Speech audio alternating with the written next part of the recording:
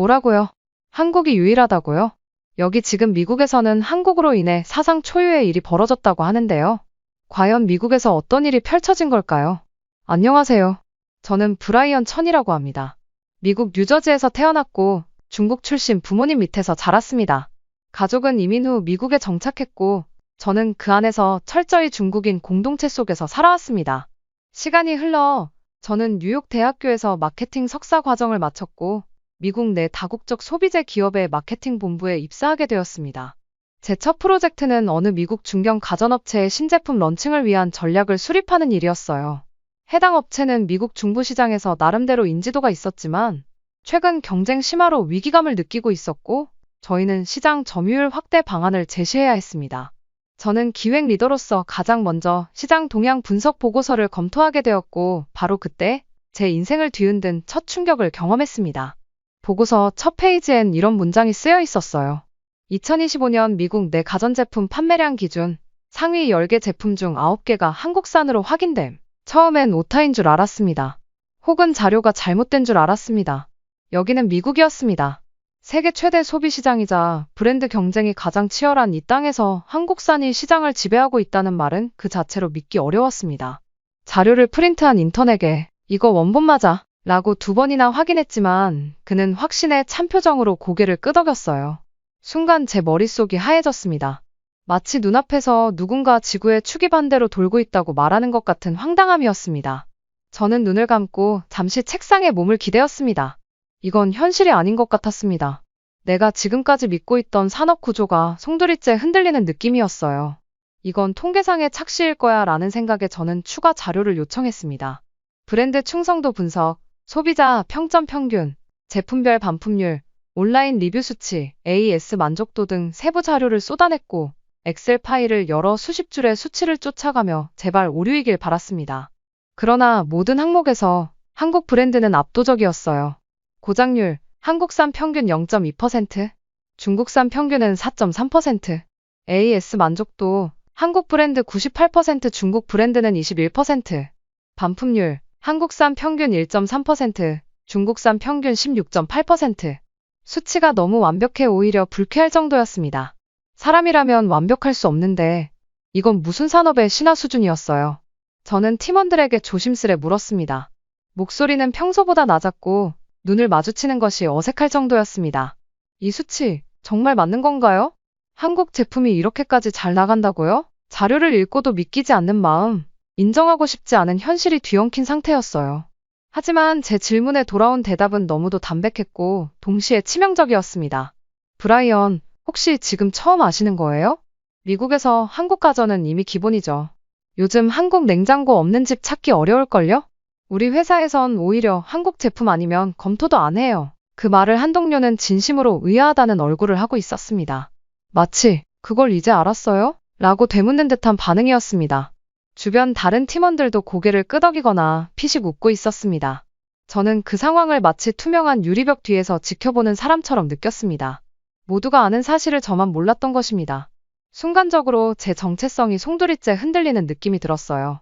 더 솔직히 말하자면 제 안에 깊게 박혀있던 문화적 우월감이 그때 처음 금이 갔습니다. 저는 중국계 미국인으로서 항상 중국이 결국엔 다 이긴다 는 확신 속에 살아왔습니다. 어릴 적 부모님은 늘 그렇게 말씀하셨습니다. 한국이나 일본은 일시적인 현상일 뿐이다. 결국엔 중국이 중심이 될 거야. 중국 제품이 미국 마트에 보일 때마다 저는 스스로 뿌듯해했고 메이드 인 차이나가 많아지는 것이 곧 세계가 중국을 인정한다는 증거라고 생각했습니다. 그런데 지금 아시아 국가 중 오직 한국만이 미국 시장에서 독보적인 위상을 구축하고 있다는 사실은 저를 완전히 무력하게 만들었습니다. 더 충격적이었던 건 일본도 아니고 중국도 아니고 바로 한국이 유일하게 선전하고 있다는 사실이었어요. 저는 다시 보고서의 다른 섹션으로 시선을 옮겼습니다. 아시아 제조 브랜드별 5년간 북미 매출 추이. 일본 제품 2018년 대비 2025년 23% 하락. 중국 제품 5년간 단 한 해도 상승 없이 정체 또는 하락. 한국 제품 매년 평균 6.8% 상승. 2025년 기준 점유율 45.6%. 정말 믿기지 않았습니다. 특히 일본이라는 이름을 보고 한 번 더 놀랐습니다. 과거 기술의 대명사처럼 불리던 나라였어요. 그런데 지금은 스마트 가전의 파괴적 혁신에서 완전히 밀려나 있었고, 소비자들은 일본 브랜드를 더 이상 첨단으로 여기지 않았습니다. 그 빈자리를 한국이 꿰차고 있었던 겁니다. 그리고 중국, 제 뿌리인 나라. 단 한 번도 미국 시장을 실질적으로 선도하지 못했습니다. 저가형 제품으로 일시적인 판매를 기록하긴 했지만, 신뢰도, 기술력, 고객 유지율 어느 하나 한국을 따라가지 못하고 있었어요. 그 사실을 하나하나 확인할 때마다 제 얼굴에 열이 올랐습니다. 자존심이 상했습니다.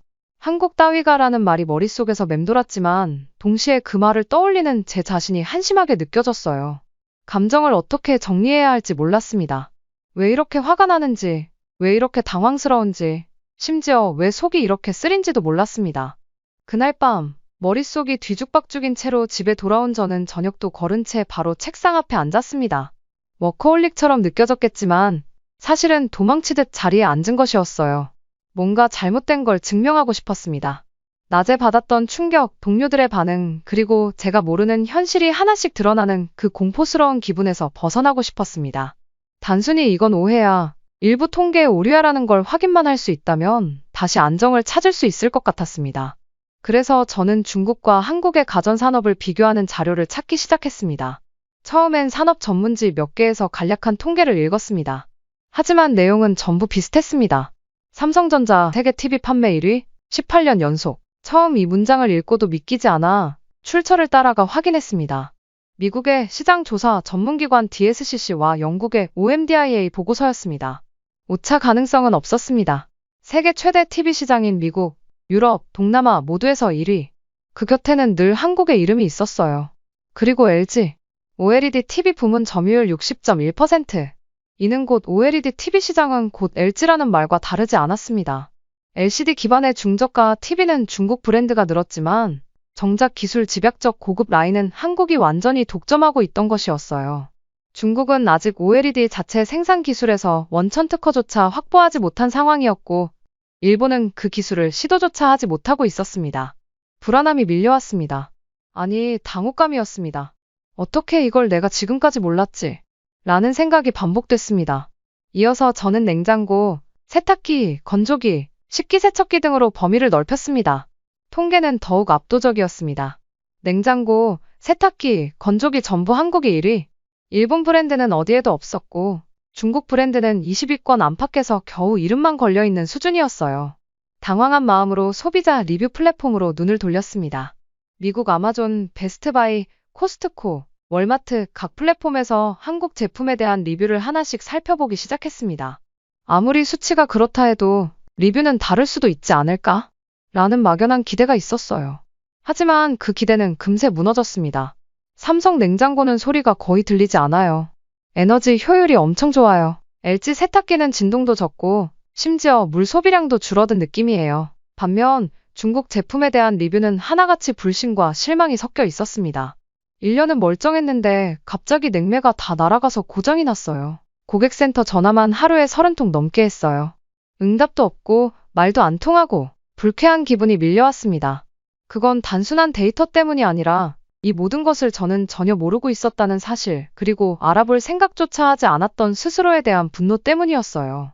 머릿속에서 불쑥불쑥 튀어나오는 질문들. 한국이 언제 이렇게 성장한 거지? 중국은 왜 저렇게 신뢰를 잃은 거지? 저는 더는 견딜 수 없었습니다. 보고서 수십 장과 수치, 그래프, 소비자 리뷰만으로는 마음 깊은 곳에 혼란과 의문을 해소할 수 없었습니다. 이건 단순히 데이터를 분석하는 걸로 끝날 문제가 아니었어요.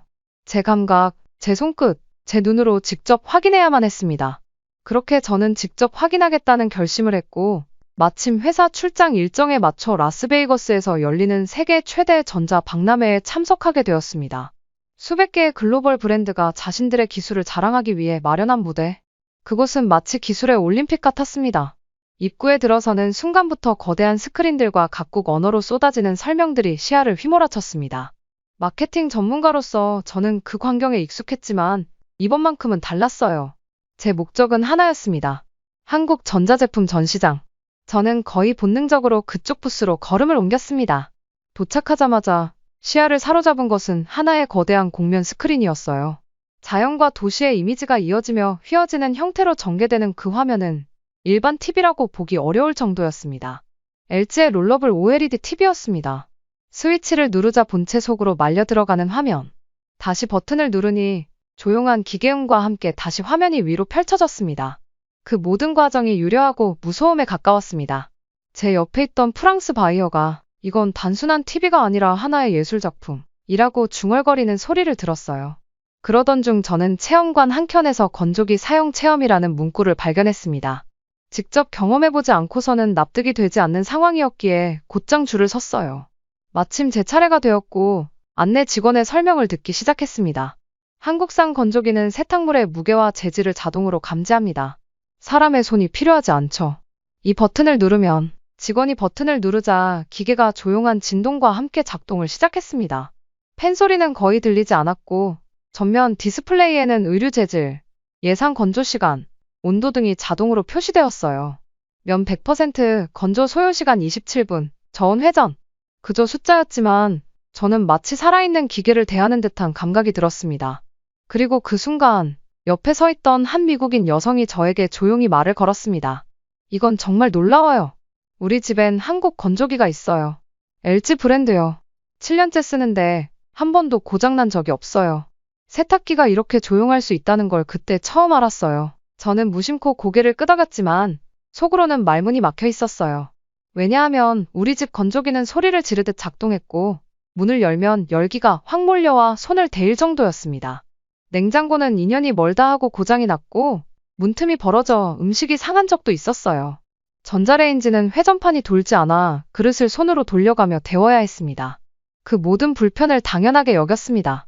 가전이란 원래 그런 것이라고, 싼 제품이니까 어쩔 수 없다 라고 스스로 납득하며 살아왔습니다. 그러나 지금 내 눈앞에 있는 이 제품은 그 모든 불편함을 지워버리고 있었습니다.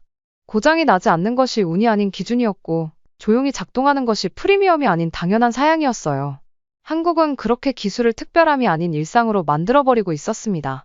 저는 그 자리에서 한참을 움직이지 못했습니다. 수많은 사람들이 전시장을 돌아다녔고 환한 조명 아래 각국의 기술이 경쟁하고 있었지만 그날 제 눈엔 오직 한국 제품만이 빛나 보였어요. 단순히 성능이 좋아서가 아니었습니다. 그것은 철학이었고 정성이었고 믿음이었습니다. 한 번은 제가 속으로 이렇게 되뇌었던 기억이 있습니다. 기계는 결국 다 고장나. 중요한 건 얼마나 싸게, 빠르게 고치느냐야. 그러나 오늘 저는 알게 되었습니다. 고장이 안 나는 기계를 만들겠다는 철학이 존재할 수 있다는 것. 그리고 그것이 실제로 가능하다는 것. 그 후로도 충격은 끝나지 않았습니다. 아니, 오히려 그때부터가 시작이었어요. 그 시점부터 이상할 정도로 제가 맡는 프로젝트마다 한국이 등장하기 시작했습니다. 전기차 배터리 캠페인 기획? 클라이언트가 요청한 협력사는 한국의 배터리 제조사였습니다. 글로벌 음향기기 시장 진출 전략 수립? 현재 트렌드를 선도하는 프리미엄 이어폰 브랜드는 한국이었습니다. 헬스케어 디바이스 시장 분석? 웨어러블 혈압 측정기, 스마트 체온 센서, 안드로이드 기반 재활 보조기기까지 미국에서도 기술력을 인정받고 있는 다수가 한국 기업이었어요. 심지어 회사 내부 기획회의에서조차 이 말이 자주 오갔습니다. 한국이 저걸 이미 했다고요? 와, 기준이 한국이네. 이쯤 되니 저는 혼란을 넘어서 당혹감을 느끼기 시작했습니다. 처음엔 한국이 가전 분야에서 우수하다는 것만으로도 충분히 놀라웠습니다. 그러나 지금은 그것이 가전만의 이야기가 아니었어요. 이건 구조적이었습니다. 패턴이었습니다. 산업 전반에 걸쳐 한국은 우연히가 아니라 체계적으로 세계 시장을 점령하고 있었어요. 예를 들어 반도체 산업. 최근 저희 팀이 맡게 된 프로젝트는 북미의 한 정보통신기기 제조사가 차세대 반도체 수급 안정성을 주제로 전략 수립을 요청한 것이었습니다. 주로 미국, 일본, 대만을 중심으로 자료가 올 거라 예상했지만 의외로 보고서 첫 페이지에 가장 크게 언급된 국가는 한국이었어요. 저는 삼성전자나 SK하이닉스라는 이름은 들어본 적 있었지만 그들이 실제로 어느 정도 영향력을 갖고 있는지는 전혀 몰랐습니다. 보고서를 한 줄 한 줄 따라가며 저는 말문이 막혔습니다. 글로벌 디램 시장 점유율 1위, 삼성전자 42.4%, 2위 SK하이닉스 28.3%. 이 두 한국 기업이 전 세계 메모리 반도체 시장의 70% 이상을 장악하고 있는 현실이었습니다. 더 깊이 들여다보니 미국의 여러 통신장비 업체, 자율주행차 기술 기업, 심지어 국방 시스템에 들어가는 주요 반도체까지 한국에서 공급받고 있다는 점이 확인되었습니다. 보고서 한 켠에는 미국 내 정보기관의 분석 문구가 인용되어 있었어요. 한국 반도체 공급망 없이는 미국의 디지털 산업은 6개월도 지속 불가능하다. 저는 그 문장을 2번, 3번 읽으며 곱씹었습니다. 그만큼 절대적인 존재감이라는 뜻이었습니다. 중국은 아직 기술 격차로 인해 고급 반도체 시장 진입에 어려움을 겪고 있었고, 일본은 소재 강국으로 한때 이름을 날렸지만 정작 완제품 분야에서는 완전히 퇴보한 상태였어요. 미국은 자체 기술력은 있으나 생산 효율과 가격 경쟁력에서 한국을 따라가지 못한다는 것이 결론이었습니다. 그럼 우리는 지금까지 도대체 뭘 알고 있었던 걸까? 라는 생각이 강하게 들었어요. 저는 지금까지 IT 산업의 중심이 실리콘밸리인 줄 알았습니다. 하지만 실리콘밸리는 생각을 만들고 한국은 그 생각을 현실로 만드는 나라였습니다. 그리고 그 충격은 거기서 그치지 않았습니다.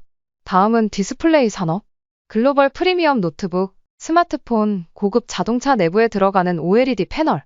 저는 무심코 일본산이거나 미국 내에서 조달되는 부품이라 생각했습니다. 그러나 실상을 확인하는 순간 저는 또다시 멍해졌습니다. 글로벌 OLED 패널 시장의 92%가 한국 기업으로부터 공급되고 있다는 것. 그중 대부분은 LG 디스플레이와 삼성 디스플레이, 애플조차 아이폰의 고급형 모델에 들어가는 패널은 모두 한국에서 조달받고 있었고, 테슬라의 디지털 계기판, 소니의 플래그십 카메라에 장착된 고해상도 화면까지 전부 한국 제품이었어요.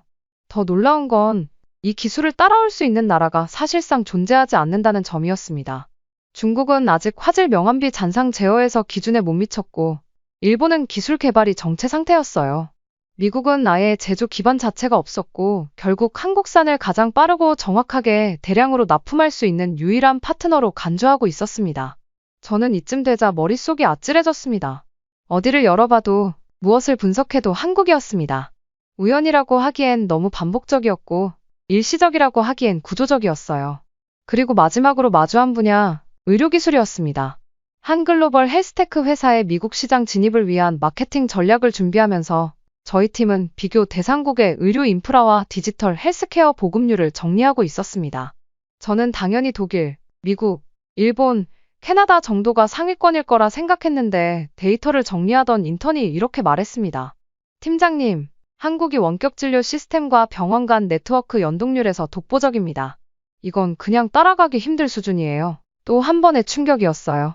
국가 단위로 의료기록 통합 시스템을 운영하고 병원 간 실시간 영상 진료가 가능하며 환자 개인의 진료 기록을 스마트폰 앱으로 확인할 수 있는 시스템, 그 모든 것이 이미 한국에선 일상이었고, 심지어 한국 국민의 89.7%가 전자의무기록 시스템을 직접 활용하고 있다는 통계까지 확인했습니다. 미국은 여전히 보험사와 병원 간 정보 공유 문제, 디지털 접근성, 개인정보법 문제로 제자리 걸음이었고, 일본은 고령화와 병원 간 정보 단절 문제로 실효성이 낮았습니다. 중국은 시스템을 갖추긴 했지만 국가 신뢰도 부족으로 국민 스스로 사용을 꺼리는 분위기였어요. 반면 한국은 공공성과 효율성을 모두 잡았고, 의료진과 국민 모두 디지털 기술을 자연스럽게 받아들이고 있었습니다. 이쯤 되자 저는 감탄조차 하기 어려웠습니다. 왜냐하면 또 한국이야? 라는 말이 이제 더 이상 놀랍지도 않았기 때문이었습니다. 이건 일회성의 성공이 아니었고 특정 브랜드가 잘한 게 아니었어요. 한 나라 전체가 시스템과 철학, 실행력, 기술력, 국민의식까지 모든 면에서 압도적으로 정렬되어 움직이고 있다는 사실이었습니다. 하지만 진짜 충격은 그 다음부터였습니다. 기술과 산업에서 한국이 세계를 선도하고 있다는 사실만으로도 저는 이미 한계를 느낄 만큼 놀랐습니다. 하지만 그것은 시작에 불과했던 것입니다. 어느 날 자료조사차 뉴욕 브루클린에 있는 한 고등학교로 현장 인터뷰를 나갔다가 저는 또 한 번 머릿속을 얼어붙게 만드는 현장을 목격하게 되었어요. 교실 복도 끝에서 물이 지어있던 백인, 히스패닉, 아시아계 학생들이 무언가를 말하며 웃고 있었습니다. 처음엔 무슨 소리인가 했는데 익숙한 소리가 들려왔습니다. 좋아, 순간 멈춰섰습니다. 분명 한국어였습니다. 그 장면을 보고 저는 입을 다물 수 없었습니다. 아니, 이건 농담이 아니었어요. 지금 미국의 10대 청소년들 사이에서 한국어가 유행하고 있었던 것입니다. 그냥 케이팝을 좋아하는 수준이 아니라 한국어 자체를 말하고 싶어하고 배우고 심지어 한글 티셔츠까지 유행이 되어 있는 상황이었습니다. 이쯤 되면 저는 도대체 무슨 일이 벌어진 건지를 알 수 없었습니다. 우리가 세계를 향해 자신있게 내세웠던 아메리칸 드림은 이제 코리안 웨이브 앞에서 뒷전으로 밀려나고 있었던 것입니다. 제가 잘하며 당연하게 여기던 문화 패권의 중심이 지금은 한국에 의해 서서히 문화적으로 잠식당하고 있다는 생각이 들었어요. 이건 단순히 유행이나 소수 취향으로 넘길 수 있는 차원이 아니었습니다.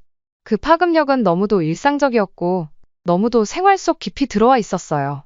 실제로 제가 사는 뉴저지 파라무스 쇼핑몰 푸드코트에서는 한때 중식 뷔페가 줄을 섰던 자리를 한국식 치킨 전문점이 차지하고 있었고 그 옆에는 코리안 핫도그 라는 간판을 내건 가게에 수많은 사람들이 길게 줄을 서 있었습니다. 심지어 최근 자료를 살펴보면 2025년 기준으로 미국 내에서 가장 빠르게 증가하고 있는 외식 브랜드 유형은 코리안 푸드였으며 매년 평균 15%씩 증가하고 있다고 되어 있었어요. 과거엔 중식당, 일식당 순으로 아시아 음식이 분포되어 있었지만 최근 3년간 신규 창업 수 기준 1위는 한국 음식점이었습니다. 더 무서운 건 이 현상이 의도된 문화 마케팅의 결과가 아니라 자연 발생적으로 일어난 일이라는 점이었습니다. 어느 순간부터 한국은 미국 사회에 조용히 그러나 확실하게 스며들었고 그건 산업적 전략보다 더 무서운 일이었어요. 기술은 대체될 수 있지만 문화는 대체되지 않기 때문입니다. 그리고 한국은 지금 그 문화의 근육까지 미국 사회를 장악하고 있었습니다.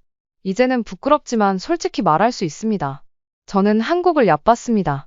한국이 어떻게 중국을 이기냐고 코웃음 쳤던 사람입니다. 하지만 이제는 누구보다 깊은 존경을 품게 되었어요. 그 기술력, 세심함, 고객 중심의 사고방식, 글로벌 감각, 무엇 하나 빠지는 게 없습니다. 한국은 지금 이 시대, 아시아는 물론 세계에서 가장 혁신적인 나라 중 하나입니다. 저는 지금도 저희 회사 후배들에게 말합니다. 한국을 무시하지 마라. 그들은 이미 세계 최고다. 우리가 배워야 한다. 이 사연을 들으니 한국 기술은 제가 생각했던 것 그 이상으로 전 세계에서 엄청난 명성을 얻고 있구나 라는 생각이 들었습니다. 영상을 시청해주신 모든 분들에게 감동과 행운이 가득하시길 바라며 오늘도 시청해주셔서 정말 감사합니다. 구독을 눌러주시면 더 좋은 영상으로 보답해드리겠습니다.